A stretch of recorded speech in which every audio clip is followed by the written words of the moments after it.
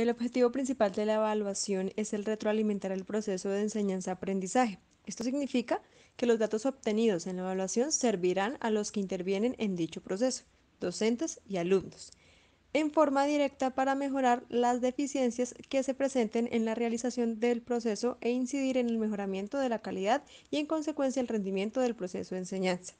Para tal fin, es importante diferenciar el término medición de evaluación, así como la clasificación de esta última y su función didáctica. Recordemos que la evaluación educativa es ese proceso que consiste en seleccionar y obtener información, con el propósito de emitir juicios de valor.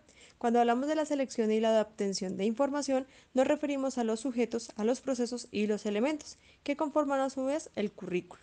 Cuando hablamos de emitir juicios de valoración, tendemos que tener presente que están orientados a la toma de decisiones para diagnosticar, retroalimentar y calificar.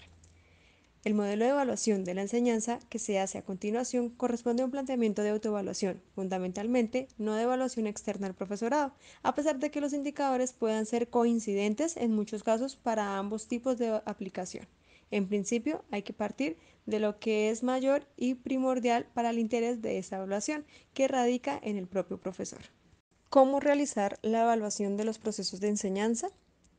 Hay que hacerla partiendo de las mismas bases que hemos señalado para la evaluación de los aprendizajes, vinculándola en el proceso desde su comienzo, con funcionalidad eminentemente formativa, mediante las técnicas y diferentes instrumentos que se adaptan a conveniencia bajo el objeto de evaluación y, por supuesto, enmarcarlo en la propia perspectiva cualitativa. Se propone entonces para la evaluación de procesos de enseñanza dos situaciones. La primera, que debe evaluarse la enseñanza a través de la evaluación de las unidades didácticas. Y la segunda, que mediante una reflexión personal sobre los indicadores pertinentes que pongan en manifiesto hasta qué punto se corresponde lo que el profesor hace o lo que se considera adecuado hacer. Evaluar la enseñanza a través de la evaluación de unidades didácticas. Esta primera vía supone evaluar si el proceso de enseñanza es el adecuado o no, según el funcionamiento de los procesos de aprendizaje y los resultados que el alumnado va consiguiendo en ellos.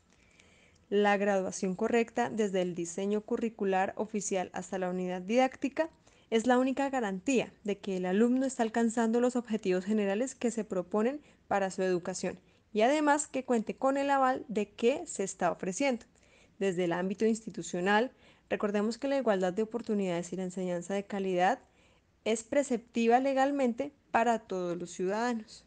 Para abordar los elementos de la unidad didáctica, antes debemos tener claro qué es la unidad didáctica.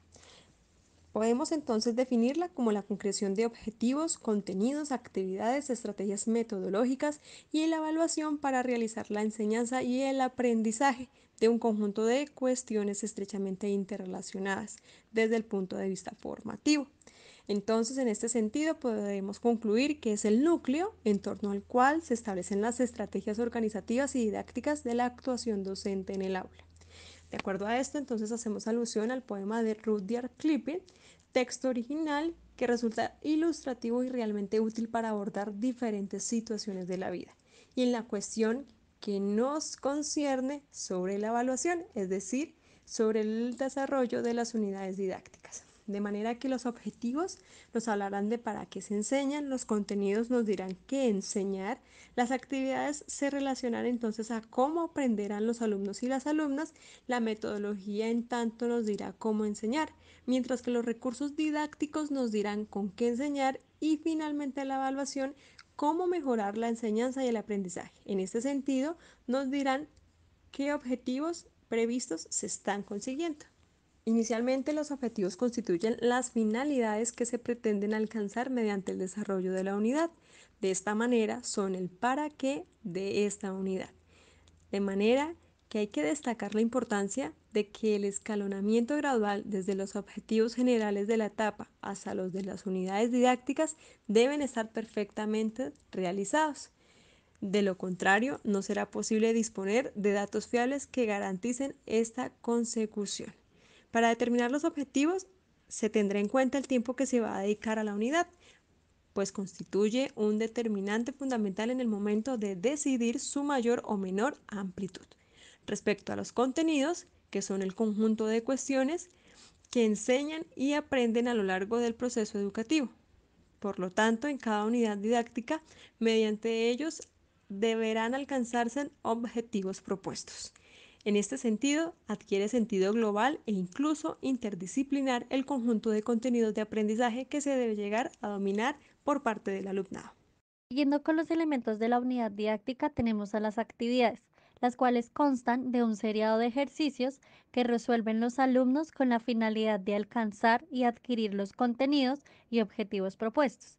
Es importante tener en cuenta que la planeación de la actividad esté ligada al nivel de aprendizaje del alumnado, al igual que determinar cuáles de esas actividades se solucionarán de forma individual o de forma colectiva. Cabe resaltar que los tres elementos abordados anteriormente, como lo son los objetivos, los contenidos y actividades, deben plantearse simultáneamente por la correlación que presentan. Es decir, que si se plantea un objetivo 1 de la unidad didáctica, luego se planteará un contenido y ese contenido se seleccionará para poder alcanzar ese objetivo 1. Al igual que se debe plantear una actividad para poder trabajar esos contenidos que fueron seleccionados para lograr alcanzar ese objetivo 1. ¿Y esto a qué se debe? Que si alguno de estos elementos llega a fallar, es decir, si el contenido no responde a ese objetivo que se planteó o la actividad que está planteada realmente no es apropiada para desarrollar ese contenido, sucederá que el objetivo previsto, si como ese objetivo 1 que mencionamos, se quedará sin alcanzar, es decir, que no se podrá alcanzar ese objetivo porque ni los contenidos ni las actividades respondían a él. Los recursos didácticos son los materiales y medios usados en el desarrollo de actividades, los cuales permiten el acto manipulativo. Además, que los recursos deben adaptarse para la edad del alumno, es decir, que se pueda identificar el aporte del recurso a la actividad. Luego sigue la evaluación. En este caso será la evaluación de los aprendizajes del alumnado, donde el docente debe determinar si lo hará por medio de la observación, la entrevista, la encuesta o entre otras muchas para poder recoger esa información, es decir, qué técnica va a implementar el docente para recoger la información sobre la evaluación, al igual que qué criterios va a plantear y si se incorporará a los procesos de autoevaluación y coevaluación. En el caso de la evaluación de las unidades didácticas, tenemos que para evaluar una unidad didáctica se presentan tres momentos, pero estos tres momentos se van a plantear si esa evaluación se hace con una evaluación formativa y continua. Teniendo en cuenta que se haga con este tipo de evaluación, el primer momento es la evaluación inicial, la cual se realiza al comienzo de la unidad y ayuda a detectar los conceptos y habilidades del estudiante al comienzo, es decir, dónde se encuentra el estudiante. Como segundo momento se tiene a la evaluación procesual, la cual no se realiza en un momento determinado y se usa para analizar y reflexionar sobre los elementos que funcionan bien y los obstáculos presentados, estos últimos para poderlos apoyarlos y superarlos.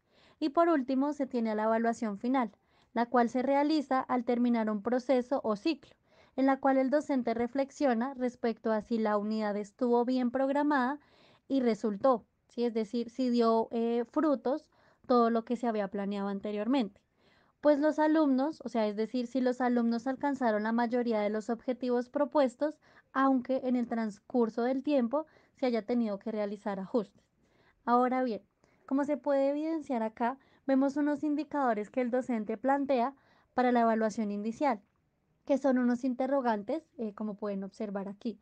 En el caso para la evaluación procesual, el docente también realiza unos indicadores que van a permitir reflexionar sobre los errores cometidos o los aprendizajes no adquiridos o mal adquiridos, que se recogen en la siguiente plantilla. Es decir, que el docente va a identificar si realmente el estudiante estuvo interesado, qué tan interesado estuvo. Por eso se logra evidenciar que para la inicial solamente se tiene respuestas como sí, en muchos casos, en pocos casos, no.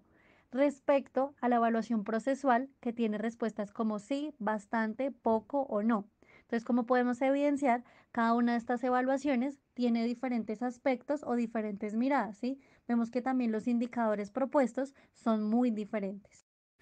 La mejora del proceso de enseñanza a través de la reflexión de cada uno de los profesores acerca de los diferentes ámbitos que se viven en el aula escolar, al hacerlos de forma rigurosa y sistemática, puede el docente llegar a tener una reflexión y unas repercusiones válidas en la práctica diaria del aula y en la interacción que el estudiante pues pueda tener con el docente en la implementación de diversas actividades que pues ya el docente proponga, y también con esto pues obtener un óptimo desarrollo después de estas.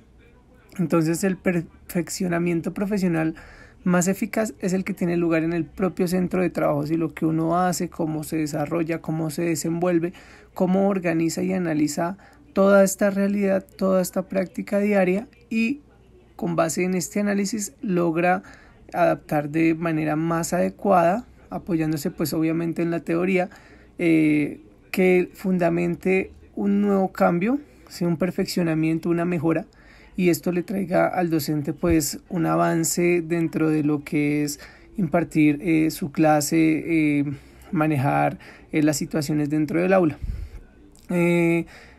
La información teórica recogida dentro del aula debe llevarse también en comparación con la que está tomando el docente, pues para constatarla y ajustarla a las metas que se tienen pues con esto. Los ámbitos de actuación del profesor en torno pues a los cuales puede plantearse una autoevaluación puede resumirse en la planificación del proceso de enseñanza, en la actuación en el aula, en las relaciones en el centro educativo, y pues en otros aspectos en los cuales el docente puede ir agrupando características o criterios y así poderlo evaluar en los estudiantes. Y lo que no está dentro de las 3 categorías anteriores, el docente puede crear una categoría nueva, tiene la libertad de hacerlo, y asimismo tiene la libertad de desarrollar pues los indicadores de evaluación, y ya que estos varían dependiendo de la institución educativa y pues de las necesidades educativas o de evaluación o autoevaluación que pues tengan los estudiantes. Entonces ya esto va a criterio pues de los docentes, lo que los docentes crean necesarios para implementar y así calificar pues estos otros factores que se puedan ir desarrollando. La recogida de datos según los indicadores que plantee el docente puede tener varios tiempos, ya que estos pueden ser pues a largo plazo, a mediano o pues a corto. Entonces en algunos momentos el docente puede tomar resultados instantáneamente y en otros pues puede llevar el trimestre, el semestre pues para la adecuación y la valoración de tanto las actividades y cómo los estudiantes pues fueron desarrollando estas y cómo el docente pues medió su actividad para así poder lograr un buen desarrollo de este. Entonces es importante que exista una buena reflexión pues de estos indicadores, de lo que el docente muestra, para así tomar buenas decisiones que pues actúen en pro de la mejora dentro de la clase, ¿sí? Dentro del ambiente que se maneje dentro de la clase. Entonces, la recolección de datos es importante a la hora de evidenciar un comportamiento dentro del aula, ya sea estadísticamente o así como dirían a ojo, y así sacar una conclusión más puntual y más acertada de lo que está pasando en el aula, de cómo se van desarrollando los temas, de cómo los estudiantes van manejando la información y cómo van procesando y cómo asimismo van dando resultados.